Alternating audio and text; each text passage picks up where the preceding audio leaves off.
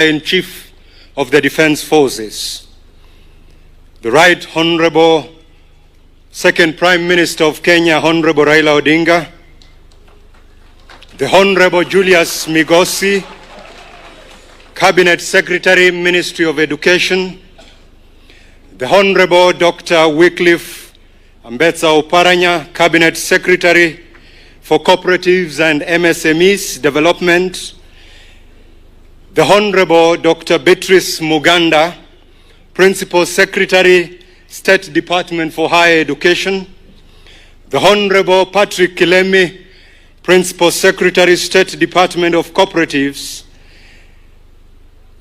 the Honorable Felix Jalango, the Member of Parliament Langata, and members of Parliament present, top officials from all government present, the diplomatic corps and development partner representatives, the Cooperative University Council Chair, Dr. Jeremy Bundi, and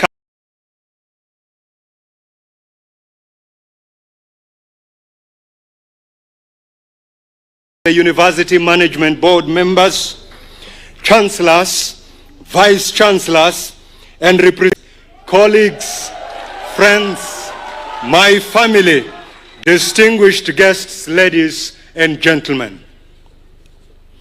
Your Excellency, on behalf of this esteemed university, the Cooperative University of Kenya, we are deeply honored by your presence here today, especially given your demanding schedule, including your recent state visit to China, where I was privileged to be at the front row to watch you. During that visit, Your Excellency, you reintroduced Kenyans' forward-looking foreign policy to the world, a policy I would describe myself as truly for the next generation. Without a doubt, Excellency, this visit will be remembered for years to come. More importantly, it will elevate our country's progress, particularly in infrastructure development. Thank you, Mr. President.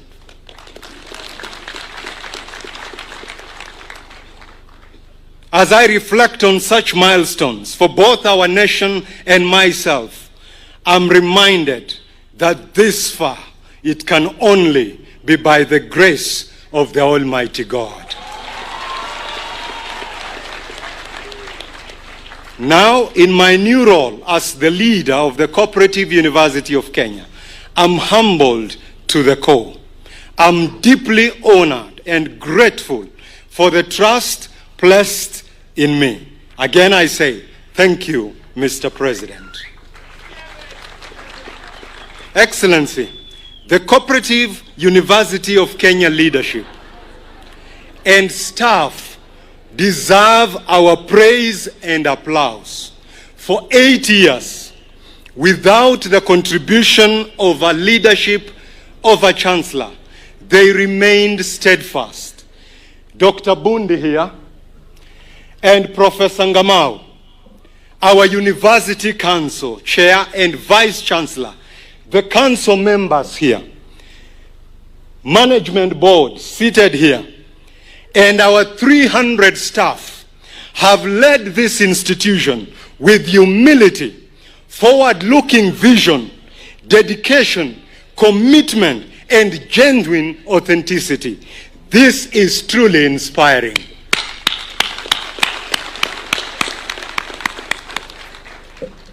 I pay tribute to the late Joseph William Ndhiga, our inaugural chancellor. On these grounds, he once said, we need a better world for ourselves, our children and generations to come. These are timeless words. This is what we strive for every single day. Excellency, since my appointment, I have reflected on the last conversations I separately had with my late paternal grandparents in January 2006 and May 2024. Both were on their deathbeds. The words, though spoken in frailty, were full of hope. I have wondered how both would react to this moment. I think they would say, my grandfather used to call me Omukulihwa, meaning namesake. My grandmother used to call me Omitsawanje, meaning my beloved one. We told you. These two, in ways unimaginable, laid a future for our family. In their possession was a dream, wrapped in faith and courage. They did not stop emphasizing the importance of education. Through my parents, the opportunity was passed to us. My father, William Lumati, due to his struggles with Parkinson's disease, is following this event from our village, Chegulo. My mama, Lillian Lumati, is here with us. These two are warriors of my life.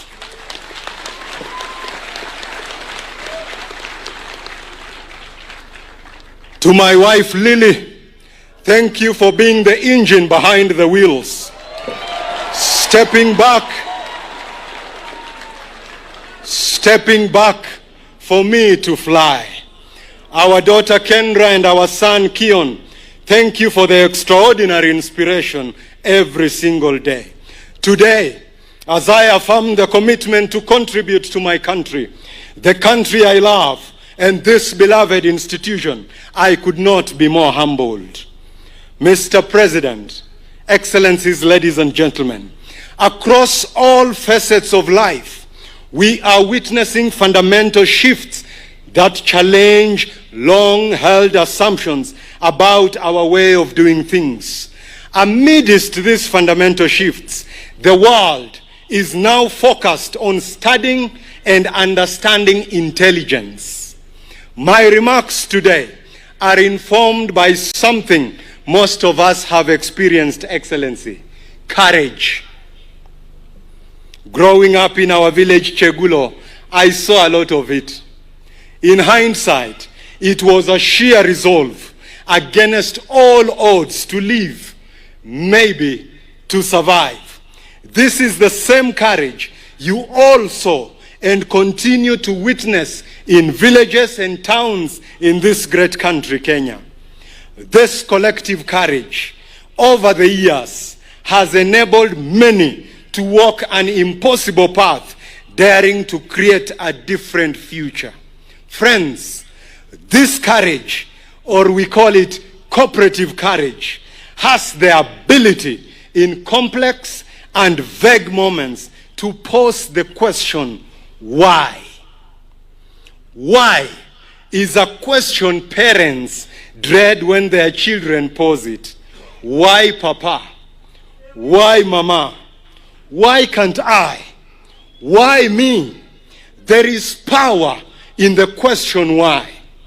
Leaders get unsettled when citizens, subordinates ask the why question. It is in the why that we question the present for a better future. Why is a stimulant for researchers? Why challenges the norm? Co-operative University of Kenya sits as a national cooperative institution since 1952. Many of us have been saying this is a young university. This is the oldest higher education institution in this country. Since 1952, this institution has evolved in name, in location, in asset value, in size. But one thing remains unchanged: its responsibility as a cooperative campus. One will not be penalized, Excellency, for saying its mandate extends to over 14 million Kenyans engaged as cooperators, and to more than 500,000 employees in the cooperative sector. This university is the cooperative movement's teacher and mentor. That is why, Excellency, this university needs our unreserved and collective attention. Excellency, I will repeat that. That is why this university needs our unreserved attention and collective attention. Its nerve percolates in every family across our nation, and that is its genius. Excellency, our country is pressed for many reforms. One of them, cooperative reforms. The question we ask, is the Cooperative University of Kenya the leading consultant of the government of Kenya on these issues? Is the Cooperative University of Kenya the leading consultant on cooperative reforms? If not, why?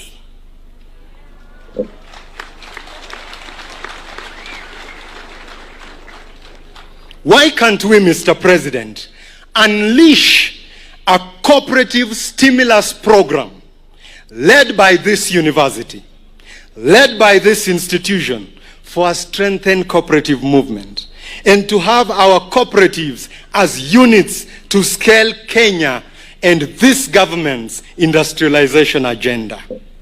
For how long, Excellency, will the industrialized Kenya agenda tarry? Yet we have Cooperative University of Kenya. Yet we have the cooperative units positioned to support. Therefore, Your Excellency, through the Chancellor's Legacy Program,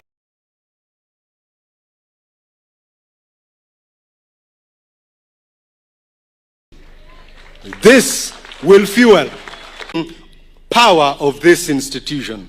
This finance facility will be a launch pad for the Cooperative University and the Cooperative Movement Endowment Fund. This financing mechanism will unleash quality research for all policy decisions for your government, Your Excellency. This facility, Your Excellency, will convene the first annual Cooperative Investment Forum, a deal-making platform, a marketplace for investment interests in the cooperative movement. This will serve as a pillar for the Chancellor's Scholarship and International Exchange Program. Excellency, we are ambitious. The Chancellor's Scholarship Program at Cooperative University will support at least 1,000 brilliant students across the country.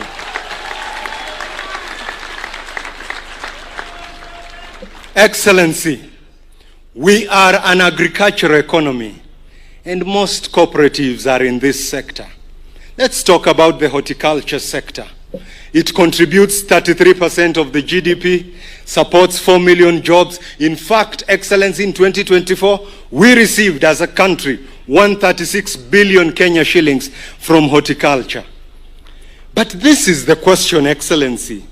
Why does this sector remain unsupported by a dedicated research and development agency? It leaves the horticulture sector fragmented, underdeveloped, and undercapitalized. Why is Africa the only major agricultural region in the world without a single publicly funded research and development institution exclusively dedicated for horticulture? That is why, Excellency, under the Chancellor's Legacy Program, we will be proposing to you and your cabinet Cooperative University of Kenya to incubate the Africa Horticulture Center.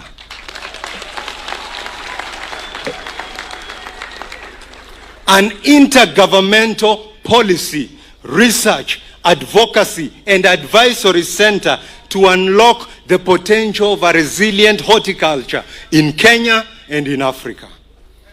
Excellency, your leadership on climate change and artificial intelligence issues has been resounding. These two phenomena must dictate what this university becomes.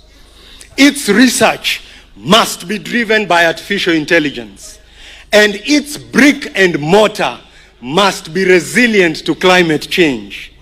We propose, as part of the Chancellor's Legacy Program, green infrastructure, and artificial intelligence initiative.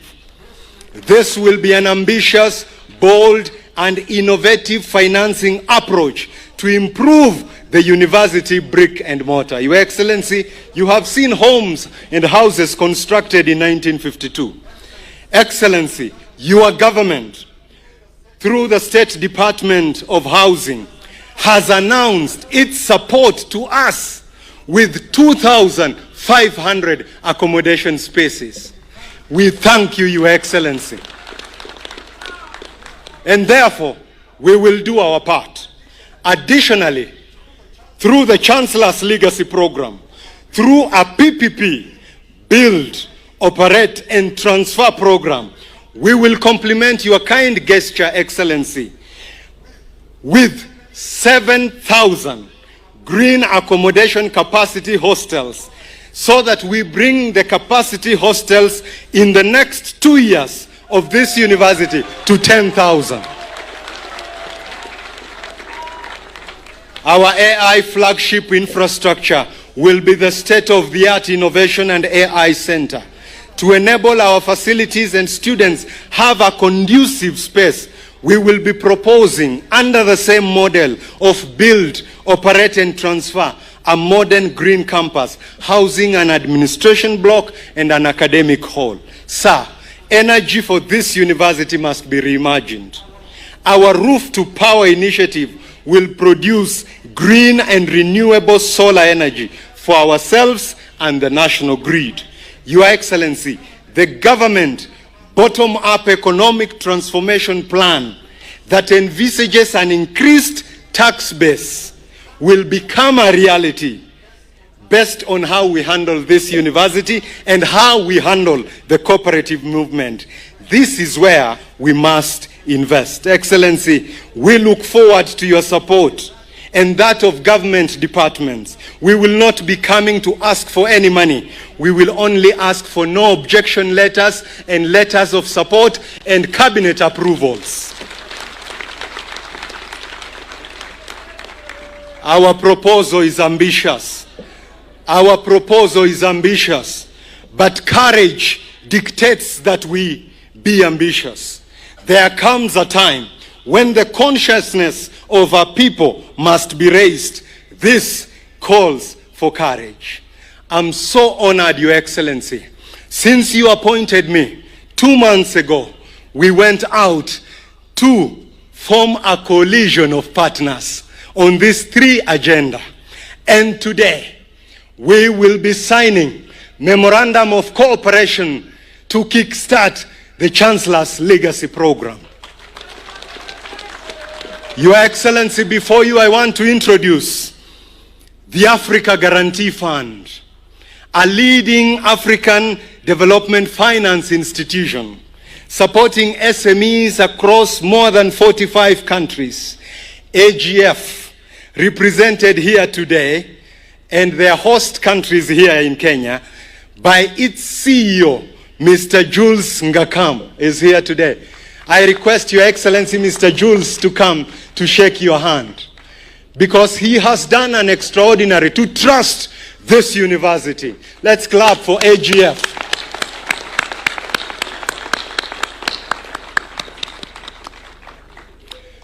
Africa Guarantee Fund will be signing with Cooperative University to co-create the Cooperative Stimulus Program to unleash the capacity of the cooperative movement convened by this university on this day.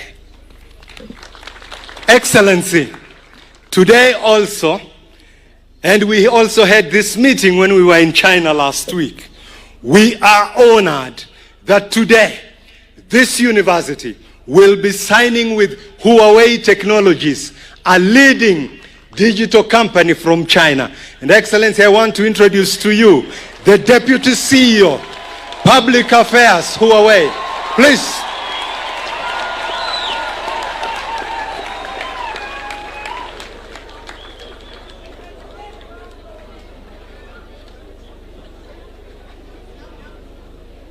Thank you, Excellency. So the Cooperative University with Huawei Technology, will sign a memorandum of cooperation to advance this university to be the capital of artificial intelligence in this country.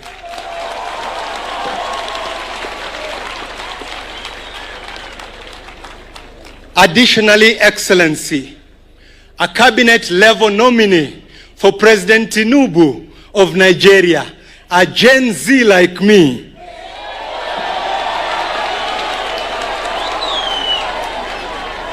Excellency, I want to introduce to you the cabinet-level nominee, the Bank of Agriculture Nigeria CEO, who has been appointed by President Tinubu, is here today.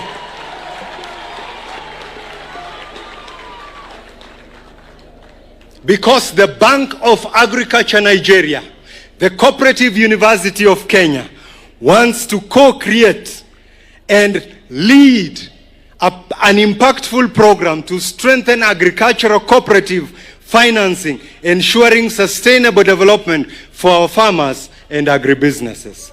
Excellency, ladies and gentlemen, my friends, I began this address claiming that I know something that you all know about courage. A bold claim, perhaps. Courage has a way to make someone dare and dream, to imagine and make a different future. On June 13th, 2011, this institution, it was called Cooperative College of Kenya. Two ladies here with us, Professor Esther Gisheru and Madam Ansieta Mwiti. Madam Ansieta Mwiti. These two ladies, Excellency, by way of a competitive interview, we were three of us.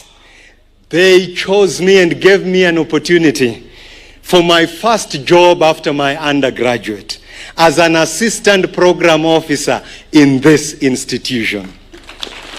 Thank you. I was young. I was inexperienced. In fact, I had not graduated 14 years later. Your Excellency, our President, you have honored me to be back where I began my career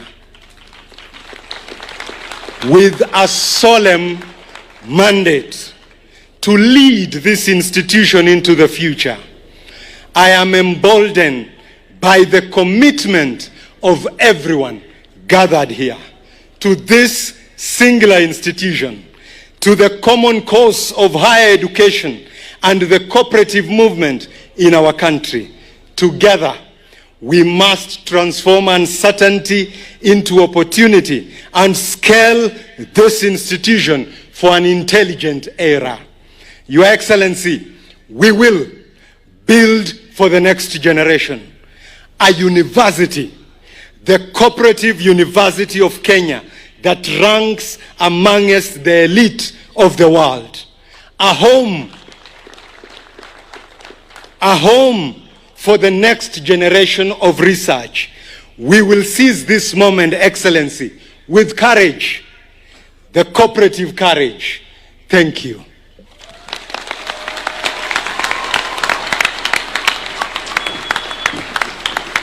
Another round of applause for the Chancellor, Cooperative University, Dr. Ben.